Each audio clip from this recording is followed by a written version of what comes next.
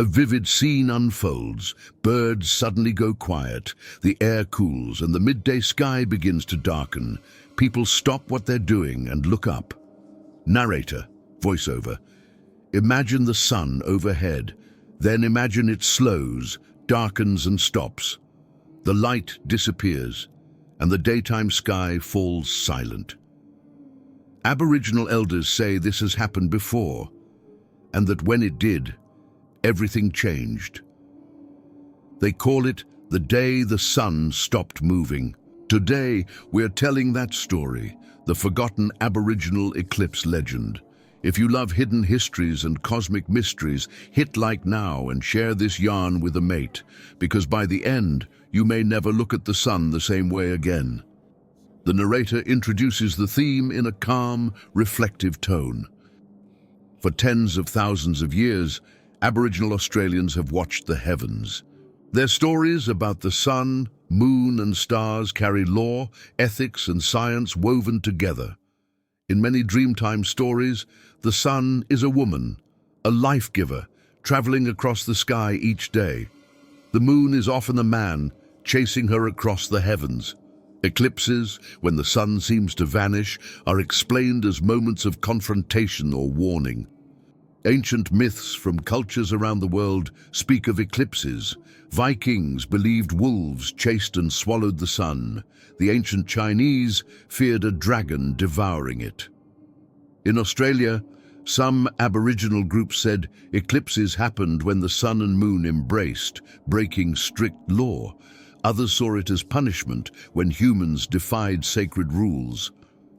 Throughout this video, we'll explore how those stories connect to real experiences and to modern science. Along the way, we'll hear from astronomers who have listened to elders and learned that these stories aren't just legend. They're a profound record of astronomical knowledge. By the end of this journey, you'll see why the day the sun stopped moving still echoes through time.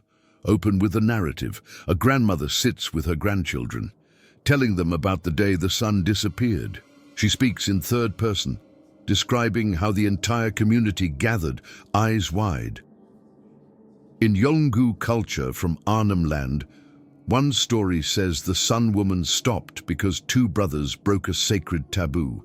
They killed and ate a kingfish they weren't allowed to touch. Angered, the ancestral spirits shrouded the sun in darkness, plunging the world into night. The elders instructed the people to sing and dance to apologize. When they did, the sun returned. In another version, told by Wirangu elders of South Australia, the sun and moon are husband and wife. When the husband disrespected his wife, she turned away, causing a solar eclipse. Only when he promised to correct his ways did she show her face again.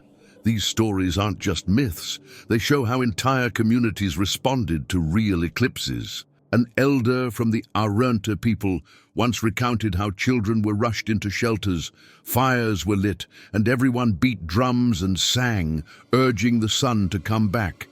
He said the memory was passed down from his grandfather, who had seen an eclipse himself. This collective response created a ritual that calmed fear and reinforced social rules. Respect the law, share with your kin, and the sun will keep moving. Loop. Those rituals may have done more than comfort. They may have preserved precise details about eclipses that science would later confirm. Shift tone slightly. The narrator notes that modern astronomers first dismissed these stories as pure superstition, but then researchers like Dr. Dwayne Hamaker began listening closely. He and other scientists learned that some Dreamtime stories described the alignment of sun and moon with striking accuracy. For example, Yolngu stories say the sun and moon are lovers who meet only during an eclipse. This isn't simply poetic. It mirrors the modern understanding that a solar eclipse occurs when the moon passes directly between Earth and the sun, temporarily blocking its light. In 2006, Hamacher met an elder from Elcho Island who explained that the moon chases the sun because he is jealous of her light. When they finally catch each other, darkness falls, The elder also noted that the moon's face changes because he is sometimes fat and sometimes thin, a beautiful way of describing lunar phases. Science also tells us that solar eclipses follow cycles called Saros cycles, patterns repeating approximately every 18 years. Aboriginal people, without telescopes or equations, knew that eclipses could be predicted. Some stories speak of people preparing for the sun's darkening long before it happened, indicating they recognized a pattern. Another scientist, Dr. Ray Norris, wrote that some groups used eclipses as calendars. He recounted the experience of a young anthropologist who accompanied elders during an eclipse in the 1920s. The elders knew it was coming and told the anthropologist to prepare. When the sky went dark, they recited the story of the brothers and the kingfish, reinforcing law at the very moment science explained the phenomenon. Loop. If elders predicted eclipses without modern tools, what else do their stories contain? Hold that thought for later. The next section examines how eclipse stories teach law and ethics. In many Aboriginal traditions, the sun is a woman who lights the world by carrying a torch across the sky. The moon is a man who sometimes steals her light. When a solar eclipse occurs, some groups say the moon has caught the sun. That meeting is forbidden, representing a breach of cosmic law. The community's reaction becomes part of the moral lesson. The people must make amends, apologize, share food and water, and show respect. Only then will the Sun Woman forgive and continue her daily journey. Analogies make these concepts feel relatable. Consider how a family might dim the lights during a movie night to create focus and unity. For ancient communities, the eclipse forced everyone to stop and concentrate on the law. It was a cosmic time out, a moment to reflect on what matters and how their behavior affects the world. A recorded story from a Tiwi elder tells of two sisters who were jealous of each other. They fought, and their argument created an eclipse, casting their island into shadow. The elders separated the sisters, taught them forgiveness, and the sun returned. This story reminds young people that jealousy and violence bring darkness. Only reconciliation restores light. These narratives were passed on through ceremonies, songs, and dances. They tied moral conduct to natural phenomena, making ethics a matter of cosmic survival. Loop, those ethics weren't just cultural. They had practical consequences too. Here, talk about how oral traditions can preserve memories of eclipses for thousands of years. Anthropologists believe some Dreamtime stories are at least 10,000 years old. Scholars have dated oral accounts of sea level rise and volcanic eruptions to specific events in the distant past. One powerful example comes from the Lutruwita, Tasmania. Researchers found a story about a time when the island was connected to the mainland and people could walk across. The story matched geological evidence that the Bass Strait land bridge disappeared around 10,000 years ago. This suggests that stories can remain accurate for millennia. Similarly, some eclipse stories may reference specific events. A 1922 total solar eclipse passed over Central Australia. Written reports mention Aboriginal communities performing rituals and retelling legends during the eclipse. Elders later passed those memories to children who shared them with researchers like Hamacha 70 years later. Imagine an elder telling his grandson about the day the sun was swallowed. He describes how birds went silent, stars appeared, and the air grew cold, details matching scientific observations. The grandson remembers his grandfather's voice, his smell, the crackle of the fire. When he becomes an elder, he repeats the story. Over generations, those sensory details keep the memory vivid. This section ends with a reflection. The eclipse legend is more than a metaphor. It could be a literal memory preserved for centuries.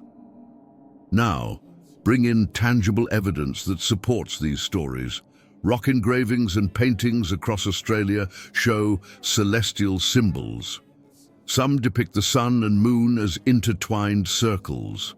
In the Northern Territory, there's a rock painting with a figure holding a disc over another figure, interpreted by some researchers as a solar eclipse. Stone arrangements have been found aligned with the positions where the sun rises and sets at solstices.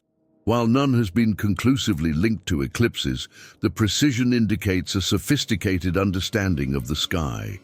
If such knowledge existed for solstices, it's plausible people tracked eclipses too. Add a third-person anecdote. A field researcher once met a Wiradjuri elder who traced patterns on the ground with a stick, showing how the sun's shadow moved during an eclipse. The elder had learned it from his uncle, who had learned it from his grandmother. This visual demonstration matched diagrams in astronomy textbooks. In 2004, an astronomer named Kate, working in Alice Springs, spoke with women who wove baskets. They told her they only collected certain leaves during the time when the sun hides behind the moon. They said their great-grandmothers taught them this because plants were richer after the darkness. This isn't simply poetic. It hints at ecological impacts of eclipses, such as changes in temperature affecting plant sap. These examples show how physical evidence, ecological knowledge, and oral tradition align. Loop, could the idea of the sun stopping be tied to a specific ancient eclipse? It's a question for astronomers and storytellers alike. Bring the narrative together with a reflective tone. We began with the eerie image of the sun halting in the sky, and we've learned that this legend isn't just a fable. It's a composite of human observation, moral teaching, and scientific insight. Eclipses are among nature's most dramatic events. They have always stirred wonder and fear. For Aboriginal peoples, they were a reminder that everything, even the sun, could stop if law was broken. That belief anchored ethical behavior and community cohesion. Science now recognizes what these stories encode, an understanding of celestial mechanics, cycles, and even ecology. As researchers listen to elders, they discover patterns and details long overlooked. Oral tradition becomes a time capsule, preserving knowledge across millennia. There's still mystery here. No one can say for sure which exact eclipses gave rise to particular legends. Yet the synergy between story and science invites us to respect both. So next time you experience a solar eclipse, remember that you're sharing an event that echoed through ancestors' hearts. Imagine a grandmother telling the tale by firelight. Feel the chill, see the stars, hear the song, and know that you're part of a chain reaching back to when the sun seemed to stop. End with gratitude and encouragement. If this story reshaped how you see the sun and the sky, give this video a thumbs up. Share it with someone who loves mysteries of the universe or who's fascinated by ancient wisdom. Drop a comment with your thoughts or your own experience of an eclipse. We read everyone. And if you haven't already, hit subscribe and tap the bell, because every like and share helps keep these stories alive. Thanks for staying with us until the end. Until next time, look up and listen to what the sky has to say.